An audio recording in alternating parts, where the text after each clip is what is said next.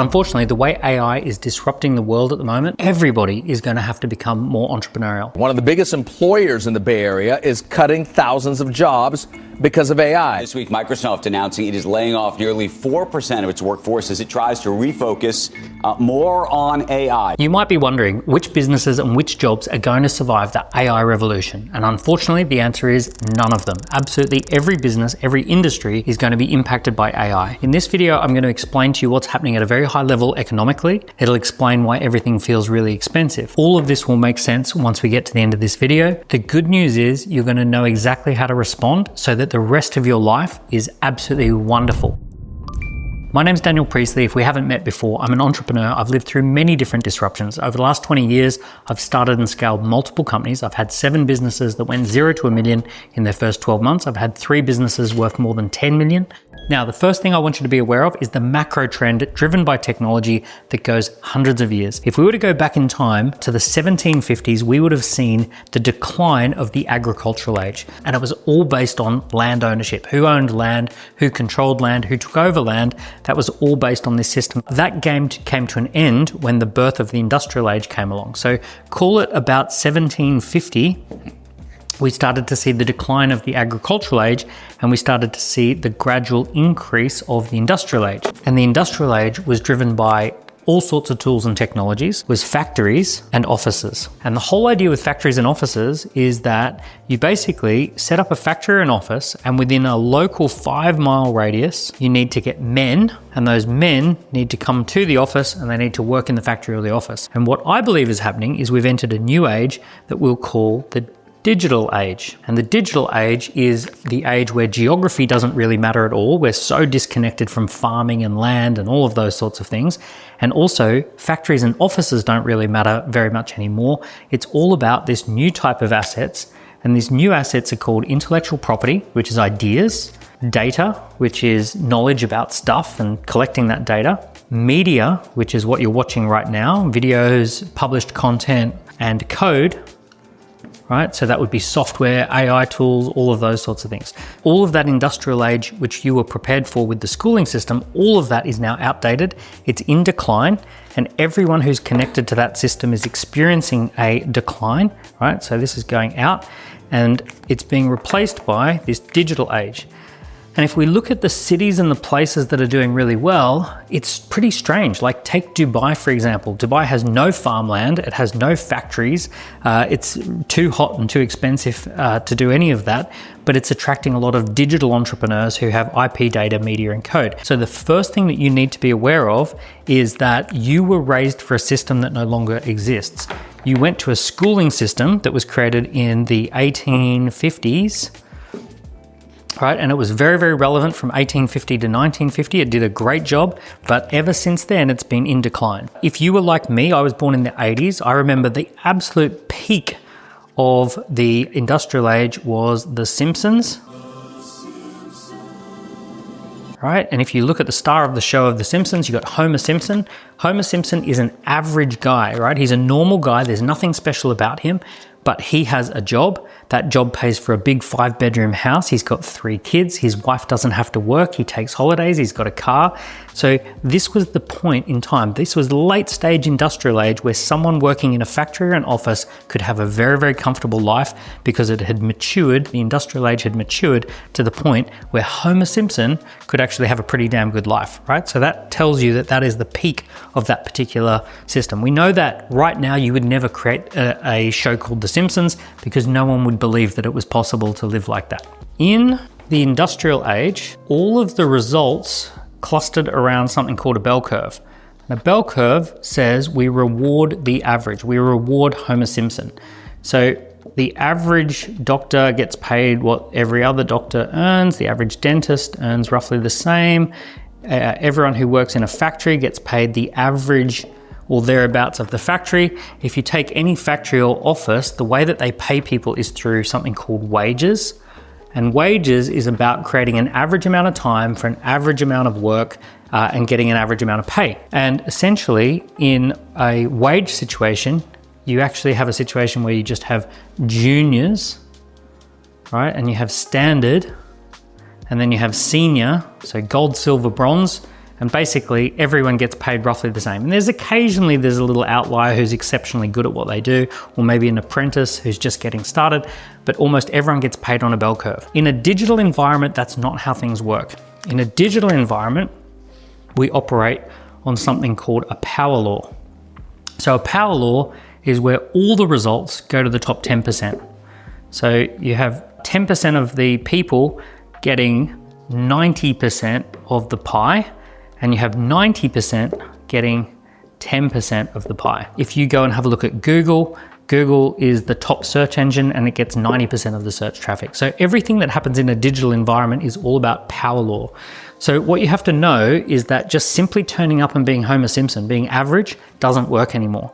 You must be in the top 10% at something. Now the good news is that you can find people anywhere in the world.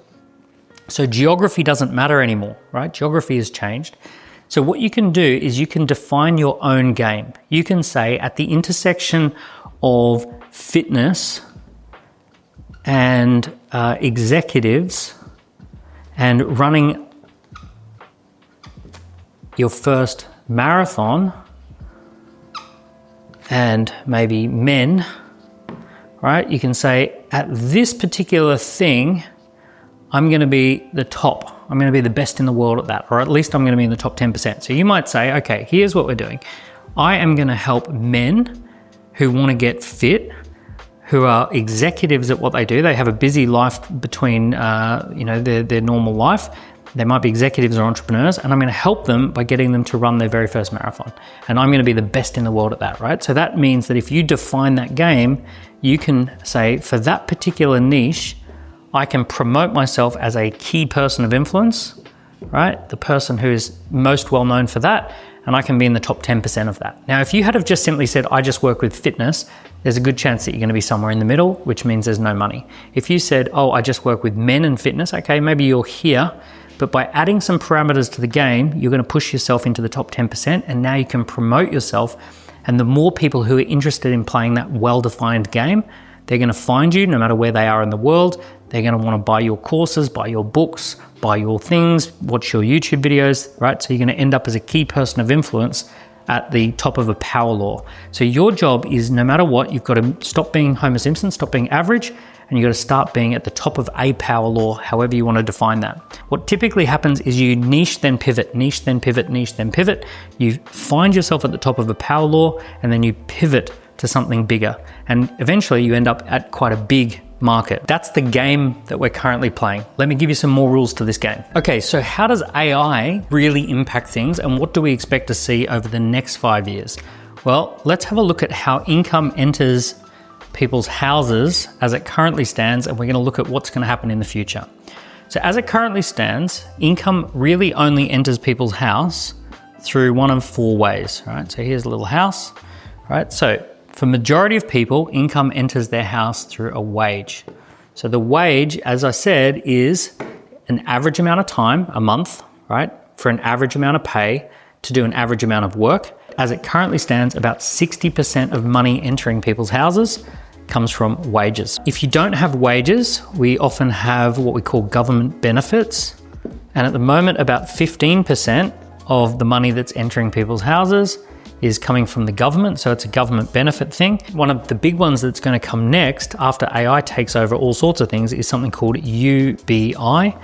UBI is Universal Basic Income. It's basically getting paid by the government because you're not working, because AI took your job. Up here is what we would call fees, and I call this performance fees. And fees are all about doing something where you can measure your performance.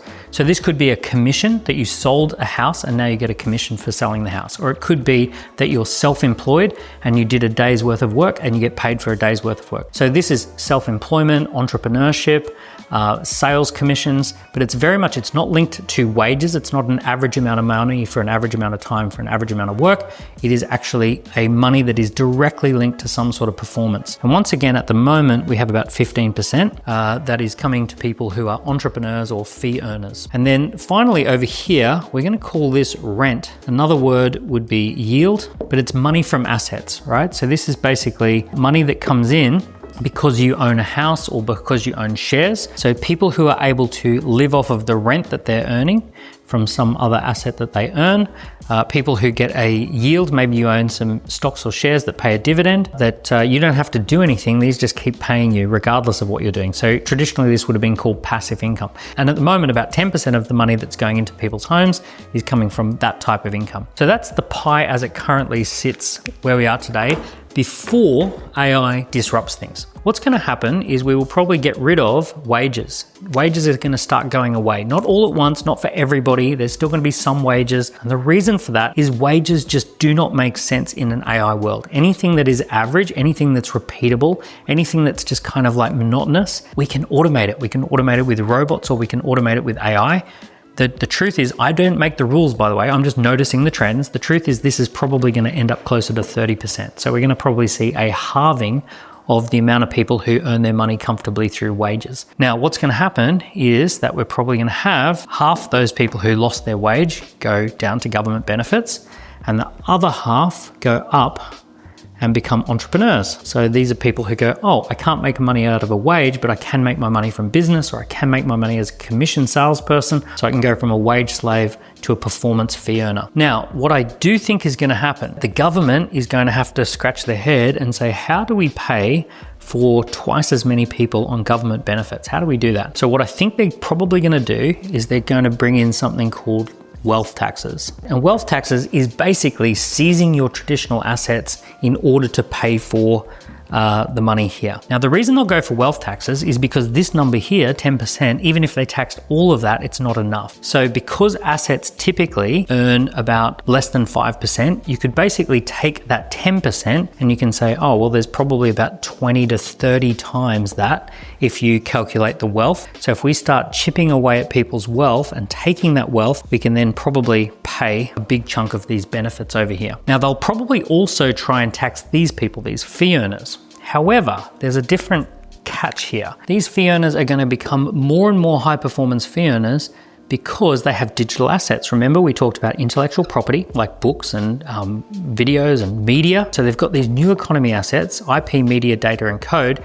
And all of those assets are giving them superpowers to earn more money than ever. So these people have figured out that intellectual property, media, data, and code allows them to earn performance fees much higher. That means their businesses are more profitable, they can sell more stuff, they can earn more. These people can do that from anywhere. So these people can be in Dubai, these people could be in Vanuatu, these people could, wherever the hot place is. If all of a sudden those places became high tax places, they could just move to somewhere else. So it's going to be very difficult for governments to chase after these people because they hop on a plane, and as long as they've got their laptop and their phone, they're able to do what they do. So that means they're going to go after these people. So the punchline is, what you need to do is take as much money as you can and develop these assets, IP, media, data, and code. You need to build a personal brand. You need to have online assets. You need to have things that make it easy for you to deliver performance.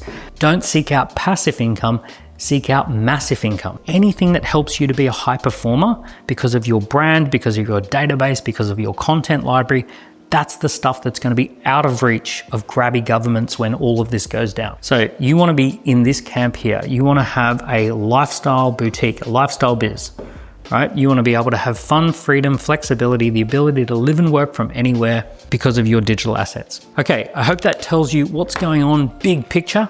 I hope that spells it all out for you, gives you something to think about, tells you how to start thinking, how to strategize, how to invest. I've just done a big long video, 60 minutes, that talks about how to do a 7-figure business from 0 to 7 figures using IP, media, data, and code.